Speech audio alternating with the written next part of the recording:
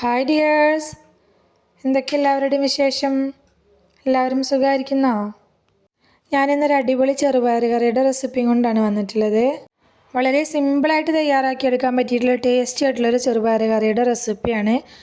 അതിനായിട്ട് ഞാനിവിടെ 1 കപ്പ് ചെറുപയറാണ് എടുത്തിട്ടുണ്ടായിരുന്നത്. അത് വെള്ളത്തിലിട്ട് കുതിർത്തെടുത്തിട്ടുള്ളതാണ് കേട്ടോ. അതൊരു കുക്കറിലേക്ക് ഇട്ട് കൊടുക്കുന്നുണ്ട്. ഞാനിപ്പോൾ കുക്കറിലാണ് വേവിച്ചെടുക്കുന്നത്, അല്ലാതെയും വേവിച്ചെടുക്കാം കേട്ടോ. പെട്ടെന്ന് തന്നെ വെന്ത് കിട്ടും. പെട്ടെന്ന് വേഗം വെന്ത് കിട്ടാൻ വേണ്ടിയിട്ട് ഞാൻ കുക്കറിലിട്ട് കൊടുത്തിട്ടുള്ളത്. അതിൽ ആവശ്യത്തിന് ഉപ്പിട്ട് കൊടുക്കുക, 1/2 ടീസ്പൂൺ മഞ്ഞൾപ്പൊടി ഇട്ട് കൊടുക്കുക, പിന്നെ ചെറുപയർ വെന്ത് വരാൻ ആവശ്യമായിട്ടുള്ള വെള്ളം കൂടി ചേർത്ത് കൊടുത്ത ശേഷം നമുക്ക് കുക്കർ മൂടി ഒരു 3 വിസിലിൽ വേവിച്ചെടുക്കാം കേട്ടോ. അപ്പോൾ എൻ്റെ ചെറുപയർ ഒരു 3 വിസിലിന് വെന്ത് വന്നിട്ടുണ്ടായിരുന്നു. അപ്പോൾ കുക്കറിൽ പ്രഷറൊക്കെ പോയ ശേഷം കുക്കറൊന്ന് തുറന്ന് നോക്കാം. എന്താ, നമ്മുടെ ചെറുപയറൊക്കെ അടിപൊളിയായിട്ട് തന്നെ വെന്ത് കിട്ടിയിട്ടുണ്ട് കേട്ടോ.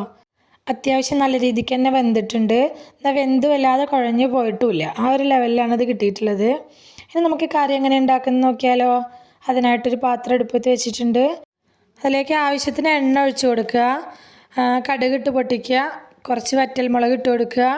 എന്നിട്ട് 1 ടീസ്പൂൺ ഇഞ്ചി വെളുത്തുള്ളി ചതച്ചത്, നല്ലോണം ചതച്ചെടുത്തിട്ടില്ല കേട്ടോ, പേസ്റ്റ് ചേർക്കണ്ട, ചതച്ചിട്ട് തന്നെ ചേർത്ത് കൊടുക്കുക കേട്ടോ. അതിൻ്റെ പച്ചമണം പോകുന്നത് വരെ നല്ലപോലെ ഒന്ന് വഴറ്റിയെടുക്കുക. അതിൻ്റെ പച്ചമണമൊക്കെ പോയ ശേഷം മാത്രം ഇതിലേക്ക് സവാള ചേർത്ത് കൊടുക്കുക. ഞാനിപ്പോൾ ഒരു വലിയ സവാള നീളത്തിൽ സ്ലൈസ് ചെയ്തതാണ് ചേർത്ത് കൊടുത്തിട്ടുള്ളത്. സവാള പെട്ടെന്ന് വഴന്ന് വരാനായിട്ട് ഇതിലേക്ക് കുറച്ച് ഉപ്പ് കൂടി ചേർത്ത് കൊടുക്കുന്നുണ്ട് കേട്ടോ. എന്നിട്ട് ഇത് നല്ലപോലെ ഒന്ന് ഇളക്കി കൊടുക്കുക. സവാള അത്യാവശ്യം ഒന്ന് വാടി വരണം കേട്ടോ. എന്നാൽ നല്ലോണം കളർ ചേഞ്ച് ആവേണ്ട ആവശ്യമൊന്നുമില്ല, അത്യാവശ്യം ഒന്ന് നല്ലോണം വാടി വന്നാൽ മതി. ഞാനിതിലേക്ക് ഒരു 2 തണ്ട് കറിവേപ്പില കൂടി ചേർത്ത് കൊടുത്തിട്ടുണ്ട്. സവാള അത്യാവശ്യം ഒന്ന് അങ്ങോട്ട് വാടി വന്ന ശേഷം ഇതിലേക്ക് പച്ചമുളക് ചേർത്ത് കൊടുക്കുക. പച്ചമുളക് ചേർത്ത് കൊടുത്ത ശേഷം ഒരുപാട് അങ്ങ് വഴറ്റി എടുക്കേണ്ട ആവശ്യമില്ല കേട്ടോ. പച്ചമുളകിനെ വല്ലാണ്ട് അങ്ങോട്ട് വേവിച്ചെടുക്കരുത്. അതൊന്നങ്ങ് ആയ ശേഷം ഒരു 1/4 ടീസ്പൂൺ മഞ്ഞൾപ്പൊടി, 1/2 ടീസ്പൂൺ മുളക് പൊടി, 1/2 ടീസ്പൂൺ മല്ലിപ്പൊടി ഇത്രയും ചേർത്ത് കൊടുക്കുക. എന്നിട്ട് അതിനെ ലോ ഫ്ലെയിമിലാക്കി വെച്ചിട്ട് അതിനെ എണ്ണയിലൊന്ന് മൊരിയിച്ചെടുക്കണം കേട്ടോ. പൊടികളിനൊന്ന് എണ്ണയിൽ മൊരിയിച്ചെടുക്കണം. പൊടികളൊന്ന് നന്നായി മൊരിഞ്ഞ് വന്ന ശേഷം ഒരു വലിയ തക്കാളി ഇതിലേക്ക് ചേർത്ത് കൊടുത്തിട്ടുണ്ട്. ആ തക്കാളി ഒന്ന് വെന്ത് വരാൻ വേണ്ടിയിട്ട് അതിനെ നമുക്ക് മൂടി വെച്ചൊന്ന് വേവിച്ചെടുക്കാം കേട്ടോ.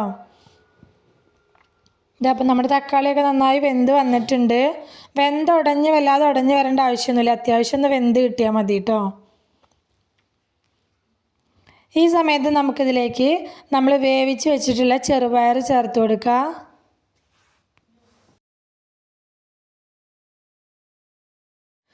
ചെറുപയർ മുഴുവനായിട്ട് അതിലേക്ക് ചേർത്ത് കൊടുത്ത ശേഷം ഒന്നങ്ങ് ഇളക്കി യോജിപ്പിച്ചെടുക്കുക. ഇപ്പോൾ ഈ കറി നല്ല തിക്കായിട്ടാണുള്ളത്.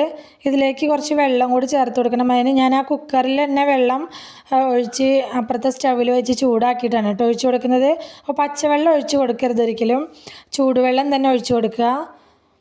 എന്നിട്ട് ഒന്നങ്ങ് നല്ലപോലെ ഇളക്കി യോജിപ്പിച്ച് കൊടുക്കുക. ഉപ്പ് പോരാന്നുണ്ടെങ്കിൽ ഈ സ്റ്റേജിൽ ഉപ്പൊക്കെ നോക്കി ചേർത്ത് കൊടുക്കുക കേട്ടോ.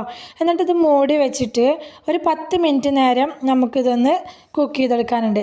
ഒരു 5 മിനിറ്റിന് ശേഷം നമുക്കിതൊന്ന് മൂടി തുറന്നൊന്ന് ഇളക്കി കൊടുക്കുക.